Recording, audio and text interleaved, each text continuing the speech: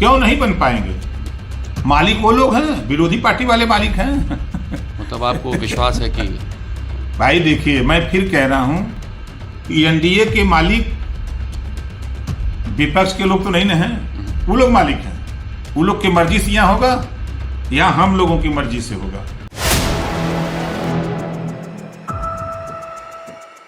नमस्कार, मैं सुष्मिता मिश्रा, आप देख रहे हैं 4 PM न्यूज़ नेटवर्क। घोसी उपचुनाव के हार के बाद जिस तरह से ओपी राजभर भड़के हुए हैं और जिस तरह से वो बयान देते नजर आ रहे हैं, ऐसा लग रहा है कि इस वक्त ओपी राजभर के सर पर कहीं ना कहीं कोई बोझ पड़ा हुआ है। क्योंकि ये जो वीडियो सामने आया है, इसको देखकर आपको पक्का लग जाएगा कि ये जो हार की बौखलाहट है ओपी राजभर के सर पर कहीं ना कहीं बहुत ज़्यादा दर्द बना हुआ है। जी हाँ, पहले आप ये वीडियो देखिए, फिर हम आपको बताते हैं मामला क्या है। आपसे है ओम प्रकाश जी, देखा जा रहा है कि जो विपक्ष है उनका ये मानना है कि दारा सिंह चौहान भी मंत्री बनने वाले थे और ओम प्रकाश भी मंत्री बनने वाले थे, अब शायद न बन पाए। इस पे आपको क्या कहना है? क्यों नहीं बन पाएंगे? मालिक वो लोग हैं, विरोधी पार्टी वाले मालिक हैं। मतलब आपको विश्वास है कि भाई देखिए, मैं फिर कह रहा हूं कि एनडीए के मालिक विपक्ष के लोग तो नहीं ना हैं, वो लोग मालिक हैं। वो लोग की मर्जी से यहाँ होगा या हम लोगों की मर्जी से होगा। जो एनडीए में हम सब लोग शामिल हैं, जो एनडीए के मुखिया हैं माननीय नरेंद्र मोदी जी, अमित शाह जी, जेपी नड्डा जी, ये लोग ना मालिक हैं कि ये लोग मालिक हैं। मतलब मंत्री आप बनेंगे? धैर्य रखिए, दिल थाम के। और जो लोग परेशान हैं उनसे भी कहिए कि आपके माध्यम से उनसे भी कह रहा हूं कि दिल थाम के बैठो, कहीं कलेजा ना फाट जाए। उनसे कह दीजिए दिल थाम के बैठे, नहीं कहीं फाट न जाए, मतलब हार्ट अटैक ना हो जाए। शीर्ष नेताओं पे विश्वास है आपको कि आप लोग मंत्री बनेंगे? बिल्कुल बनेंगे, काहे नहीं बनेंगे, 100%। बिल्कुल। ओपी राजभर जिस तरह से सवालों का सामना कर रहे हैं, हर तरफ से उनके ऊपर सवालों का बौछार आ रहा है कि आखिर घोसी में जो हार हुआ है उसकी समीक्षा आप कैसे करेंगे। आपने देखा होगा 2022 के चुनाव में जब ओपी राजभर को हार का सामना करना पड़ा था, अखिलेश यादव को उन्होंने कितना कोसा था, लेकिन जब घोसी में उन्होंने खुद जिम्मा लिया था जिताने का, भारतीय जनता पार्टी को जिताने का, लेकिन उसके बावजूद हार गए, तो इसकी समीक्षा कैसे करेंगे?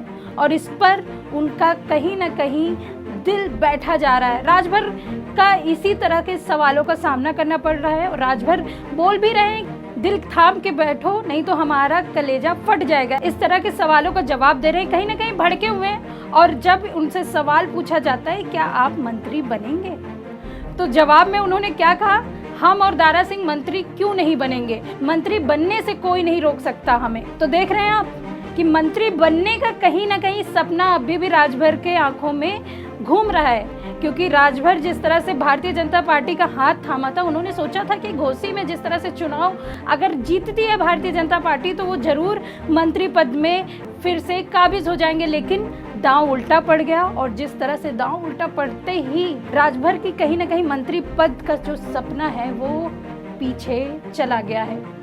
और ये तो सवाल उठता ही है कि राजभर आखिर भारतीय जनता पार्टी में जब आए थे तो वजह क्या होगी। उन्होंने ये तो सोचा होगा कि मंत्री पद तो कम से कम मिल ही जाएगा, क्योंकि सपा में तो उनको कुछ मिलने वाला नहीं था। यही वजह रही है कि सपा का हाथ छोड़कर वो फिर से भारतीय जनता पार्टी के साथ आ गए। और भारतीय जनता पार्टी के साथ आने के बावजूद भी उनके कुछ भी हाथ नहीं लग रहा है। तो ये तो बात हुई राजभर की, जिस तरह से राजभर बौखलाए घूम रहे हैं और तरह तरह के बयानबाजियां दे रहे हैं और मंत्री पद के जो सपने हैं वो कहीं ना कहीं उनके पीछे हट रहे हैं। तो एक तरह से तो तय है कि आने वाले 2024 के चुनाव में राजभर का स्थान भारतीय जनता पार्टी या अमित शाह कहां तय करेगी, ये तो देखने वाली बात होगी। वहीं दूसरी तरफ हम बात करेंगे केशव प्रसाद मौर्य की। केशव प्रसाद मौर्य जिस तरह से घोसी उपचुनाव के हार के बाद पहली बार सामने आए और उन्होंने इस मुद्दे पर बात की और उन्होंने कहा कि इस हार की हम समीक्षा करेंगे, आखिर कमी कहां पर आई है। यह सच है कि हम लोग घोसी का चुनाव हारे हैं, इससे हम इनकार नहीं कर रहे हैं और हार की समीक्षा पार्टी करेगी और निश्चित तौर से हम लोकसभा मऊ में कमल खिलाएंगे। भारतीय जनता पार्टी गठबंधन वहां जीतेगा।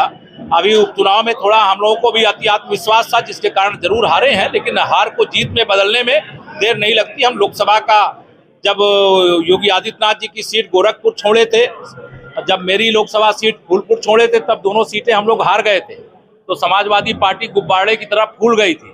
तो अभी वो गुब्बारे की तरह फूली हुई है। जनता एक कोई स्विच होएगी, हवा निकल जाएगी और कमल खिल जाएगा। धन्यवाद। में कुछ बगावत भी है जो आपके एनडीए घटक दल में कोई बगावत नहीं, भाजपा गठबंधन ताकत के साथ खड़ा था, खड़ा है, खड़ा रहे। सर, एक अहम सवाल सर ये है कि हमारा जिला जो है और तमाम ऐसे जिले हैं जो भारत नेपाल सीमा पे सटे हुए हैं। सबसे बड़ी बात यह है कि आगामी 2024 का चुनाव होने वाला है। ऐसे में एक सबसे बड़ा एक मुद्दा ये निकल करके आया है कि नेपाल में बसने वाले तमाम ऐसे मुस्लिम समुदाय के जो लोग हैं वो भारत में नागरिकता ले रहे हैं, आधार कार्ड बनवा रहे हैं। तो क्या ऐसे लोग, देखिए, ऐसी कोई अगर जानकारी मिलेगी, कोई शिकायत हो, आप सब पत्रकार मित्र भी, देश के नागरिक हो, कोई भी देश में देश के विरुद्ध कोई गतिविधि चल रही तो उसकी जानकारी आप भी दे सकते हो। हम इसकी जांच कराएंगे।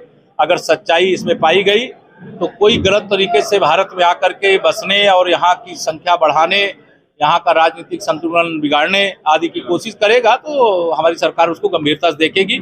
और नेपाल सीमा से लगा हुआ हर जिला हमारे लिए महत्वपूर्ण है, हमारी जिम्मेदारी है।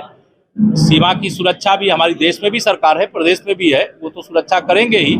भारत और नेपाल के बहुत अटूट रिश्ते हैं, लेकिन उस रिश्ते की आड़ लेकर के कोई नेपाल के रास्ते से अगर भारत में आ रहा होगा उसकी जांच करके उस पर जो आवश्यक कार्रवाई करें। 2024 में भाजपा साफ हो जाएगी। 14 में आई थी, 24 में साफ हो जाएगी। श्री अखिलेश यादव जी जब मुख्यमंत्री थे तब तो सपा साफ हो गई थी। अब वो उनका 2022 में वो तो सरकार बना रहे थे, नहीं बना पाए।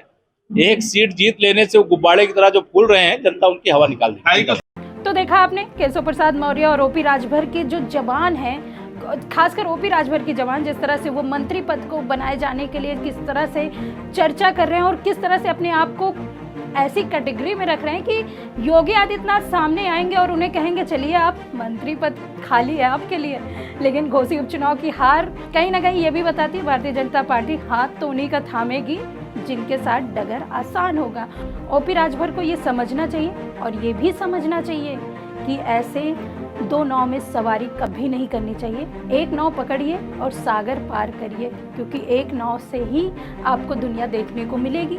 आप बार बार नाव बदलते रहेंगे तो नाव तो डूबना तय ही है, जैसा कि ओपी राजभर का देखने को मिल रहा है। ऐसी खबरों के लिए आप देखते रहिए 4 PM न्यूज़ नेटवर्क। मैं सुष्मिता, नमस्कार।